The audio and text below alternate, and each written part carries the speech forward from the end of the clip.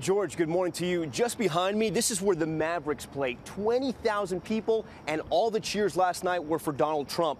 Now, the tickets were sold out. Not every seat was filled. There were some empty pockets, but still a massive crowd. And for the first time, something we haven't seen this cycle yet, an anti-Trump movement showing its teeth after the event.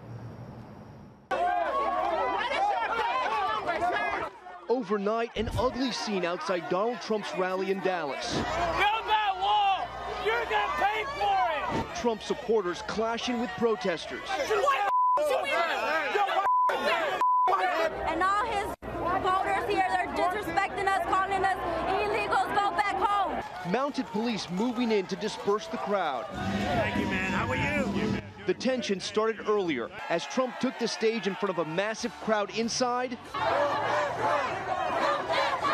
Outside, up to 1,000 protesters marched blocks to the Trump rally. But the Republican frontrunner unfazed. I have tremendous energy, tremendous, to a point where it's almost ridiculous.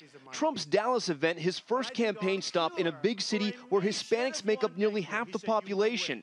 Trump's tough stance on immigration making him popular and infamous at the same time here. We have to build a wall. And a wall works. I want them to come in. I want to have a big, beautiful door.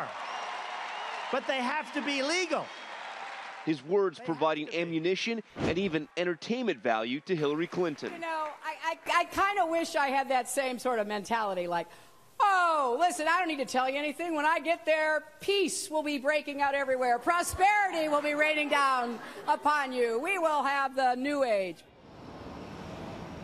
Not a bad impersonation. Maybe Secretary Clinton has been working on that one. Now, I got a chance to speak with Donald Trump yesterday briefly as he was shaking hands in the rope line. I asked him, Donald, are you preparing? He says this is preparing. George? I guess his life is preparing. Okay, Tom, thanks very much. Let's talk about this more with John Carl right now. And John, this debate tomorrow night, Donald Trump entering it in an even stronger position than before the last one.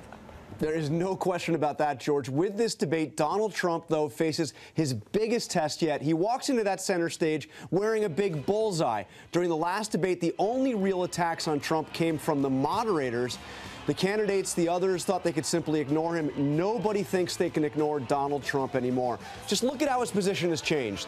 In our poll right before the last debate, Trump was the clear frontrunner, but the more traditional candidates like Scott Walker and Jeb Bush were not far behind. Now, Trump is the prohibitive frontrunner. The only one close is another outsider, Ben Carson. Those establishment candidates, the senators, the governors, they're on verge of disappearing.